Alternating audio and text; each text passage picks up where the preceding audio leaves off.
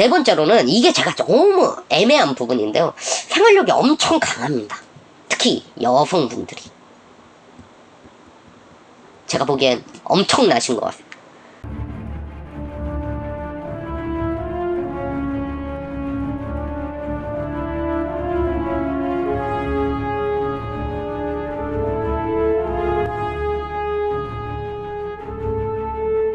안녕하십니까. 베트남 경제TV 오드리입니다.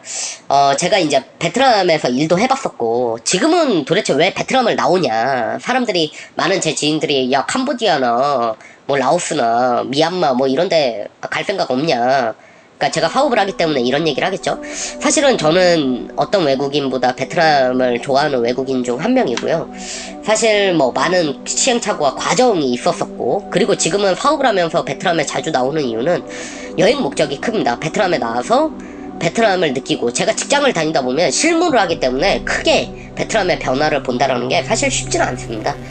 제 일 하기도 바빴었고요. 제가 일을 했었을 땐. 근데 이제 사업을 하면서 뭐 짧으면 짧고 길다면 길다 볼 수 있는데, 그 기간 동안 베트남을 나와서 베트남의 변화상을 느끼고 베트남을 여행을 하면서 베트남 분들이 어떻게 이제 생각을 하고 변화하고 있는지 그런 부분에 느껴 나가는 게 사실은 제가 창업을 하면서 가장 기분이 좋았던 부분이고요. 그래서 제가 이제 그렇게 살아도 봤었고 여행을 다니면서 느낀 베트남에 관한 10가지를 말씀드리겠습니다.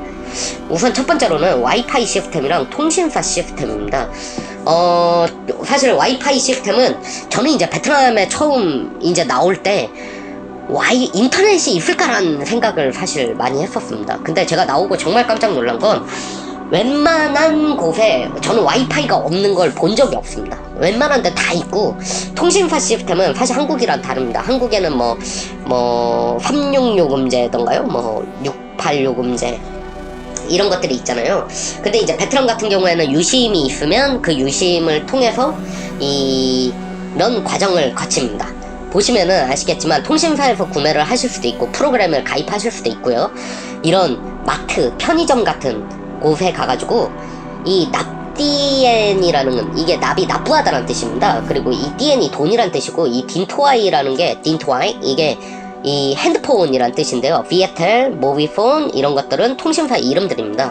그거를 예를 들어서 20만 동이다. 20만 동의 금액만큼 주세요 하면 이런 거를 길에서 팔기도 하고, 이런 어떻게 보면 복권처럼 생긴 걸 팔기도 하고, 이런 종이로 이런 빌지 같은 걸 하나 줍니다. 그럼 이 밑에 쪽에 번호가 적혀져 있습니다. 그러면 이거를 어떻게 충전을 하냐, 충전 방식이거든요. 사실은 제가 미국에 있을 때 썼던 이제 일회용 폰이랑 정말 비슷한 방식인데요. 그 번호를 별 100 별로 누르고 그 사이에 이 번호를 넣고 샵을 넣으면은 이게 이제 이 통화는 이제 되게 됩니다. 근데 이제 문제는 제가 예전에 베트남 회사에서 근무할 때까지만 해도 그러면 인터넷도 됐었는데, 제가 좀 전에도 말씀드렸지만 저는 베트남의 통신사를 굉장히 주목해서 보고 있습니다. 굉장히 제가 생각하는 것보다 기술력도 굉장히 발달하고 있다고 생각을 하고 있고요. 그거는 전편, 그리고 향후에 제가 한 번 더 분석 자료를 드릴 건데요.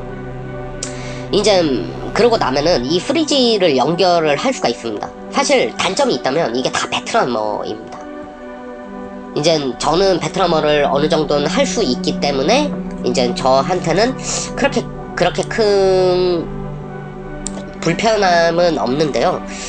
여기에 보면은 뭐 하루에 2기가씩 그렇게 30일 조건, 뭐 9만 동 이 정도입니다. 이러면 하나로 한 4,500원?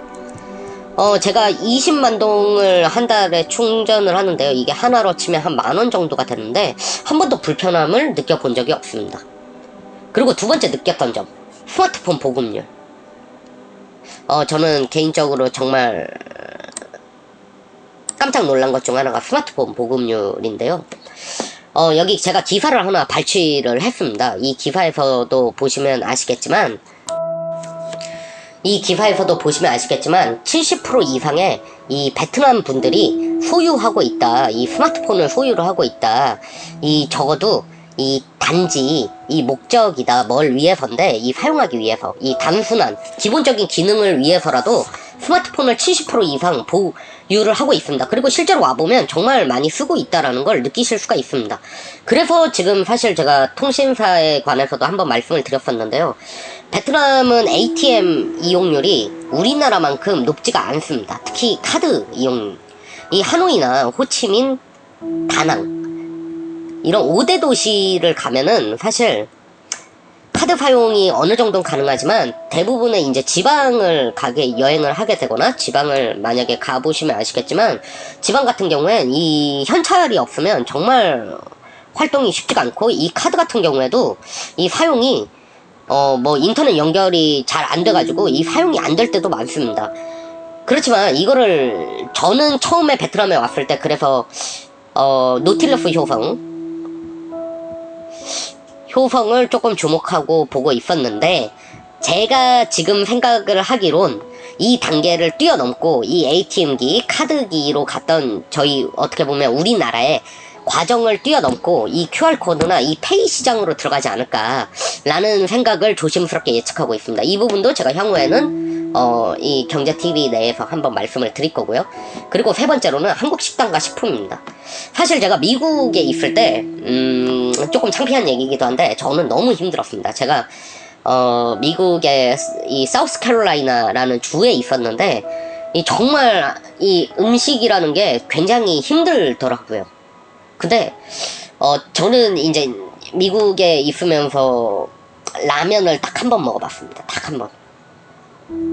이것도 저랑 같이 있던 미국인 룸메이트들, 저를 도와줬던 그 친구들이 저한테 이제 너무 불쌍하다고 한인식당을 정말 2시간 차를 타고 가가지고 애틀란타에서 이제 사줬었는데 거기서 이제 처음 먹어봤고 1년간은 한 번도 못 먹어봤습니다. 근데 이제 베트남이 정말 좋은 게 사실은 저는 뭐 음식 때문에 힘들다라는 건 저는 이거는 정말 거짓말이라 생각합니다. 웬만한 지방에 가봐도 한국 식당이 있고 한국 식품도 있고 실제로도 한국 식품을 굉장히 즐겨 먹고 있고요. 그거에 관해서도 제가 향후에는 한번 이 말씀을 드릴 겁니다. 그러면 어떤 회사들이 이렇게 한국 식당을 하냐, 사실 여기 발치를 했지만 굉장히 다양한 한국의 대기업들도 많이 나와 있고요. 최근에는 우리나라 죽시장 2위인 죽 이야기에서도 하노이를 기점으로 이제 동남아시아 거점 본사로 만들었습니다. 그러니까 웬만한 외식 업체들 뭐 본가부터 해서 백종원 대표님이 하시는 본가부터 해서 이제 많은 프랜차이즈들이 지금 베트남에 진출을 해 있는데요. 그 중에 저는 말씀드리고 싶은 두각을 보이는 회사는 크게 두 회사입니다. 우선 첫 번째로 둘 다 베트남 회사고요. 골든게이트 그룹이라는 회사입니다. 제가 홈페이지에서 자료를 발췌를 했는데요. 이게 정말 안타까운 게 자료가 2016년 거밖에 업로드가 안 돼 있더라고요. 여기 보시면은 지금 증가하고 있는 이 증가량이라는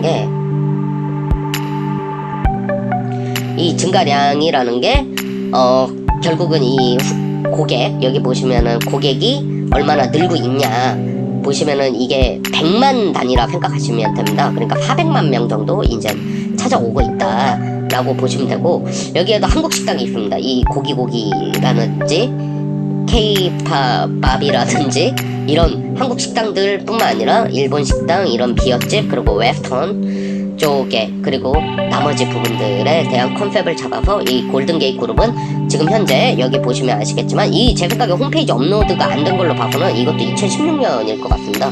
제가 보기엔 더 많아졌습니다. 제가 지방을 이제 여행도 하면서 느꼈던 건 기존에 없던 지방까지도 많이 생겨나고 있는데요.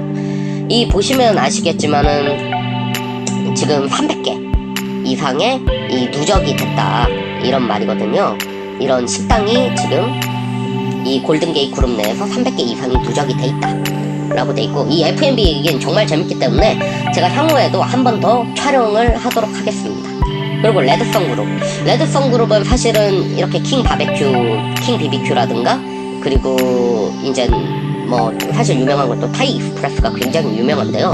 레드썬 그룹은 단순히 식당만 하는 회사가 아닙니다. 이 회사는 이제 골판지도 같이 하고 있거든요.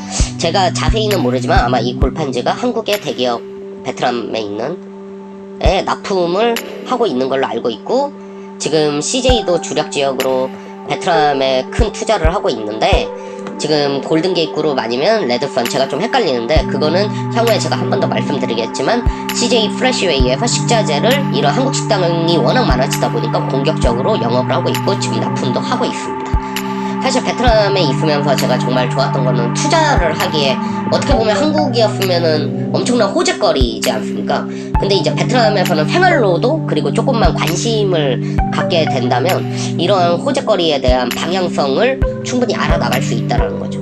네 번째로는 이게 제가 너무 애매한 부분인데요. 생활력이 엄청 강합니다. 특히 여성분들이. 제가 보기엔 엄청나신 것 같습니다. 근데 또 한편으로 보면 되게 쉽게 포기를 한다는 느낌을 많이 받았는데요. 그 이유에 대해 제가 말씀을 드리겠습니다. 우선은 강한 생활력이라 생각을 한 건 공사 현장에 가보면 이렇게 여성분들이 공사 현장에서 실제로 철근도 달고 정말 남자가 해도 힘든 일을 직접 하고 있는 모습들을 볼 수가 있습니다. 그리고 이 지금 한국이 굉장히 채용난인데요. 사실은 베트남은 한국만큼의 채용난은 아닙니다. 그렇지만 어떻게 보면 조건적인 부분에서 한국보다 더 베트남 청년들이 더 힘들다 볼 수가 있습니다. 이게 특덕생, 이게 뭐냐면, 이게 인턴십이란 뜻입니다. 뭐 모든 회사가 그러지 않겠지만요. 다시 말씀드리겠지만, 지금 제가 말씀드린 건 저의 주관적인 부분이 굉장히 많이 섞여져 있습니다. 베트남에서는 이 경력이 없는, 어떻게 보면, 우리로 치면 대졸 공채 사원이죠. 그런 이제 학생들이 졸업을 하고 무급으로 인턴십을 한 6개월 정도 해야 되는 회사들이 굉장히 많습니다. 사실 그런 부분에서 저는 굉장히 강한 생활력을 많이 느꼈고요. 이렇게 알바를 하면서 공부를 하는 그런 부분도 사실 한국에 있는 많은 베트남 유학생들이 정말 유학만 오지 않았습니다. 이 친구들이 이 중국 유학생들처럼 엄청 부유해서 온 게 아니라 어떻게 보면 자기의 인생도 한번 바꿔보고 한국이 시급이 높잖아요. 그러다 보니까 이제 돈도 벌 목적으로 많이 온 거고요. 그런 부분에서 저는 굉장히 강하다라는 생각을 많이 했는데 제가 왜 쉽게 포기를 한다라 생각을 하냐면 이게 제가 판단한 게 맞는지는 모르겠습니다. 베트남은 한국식의 미래에 대한 보장을 해달라는 말이 통하지 않습니다. 생각보다.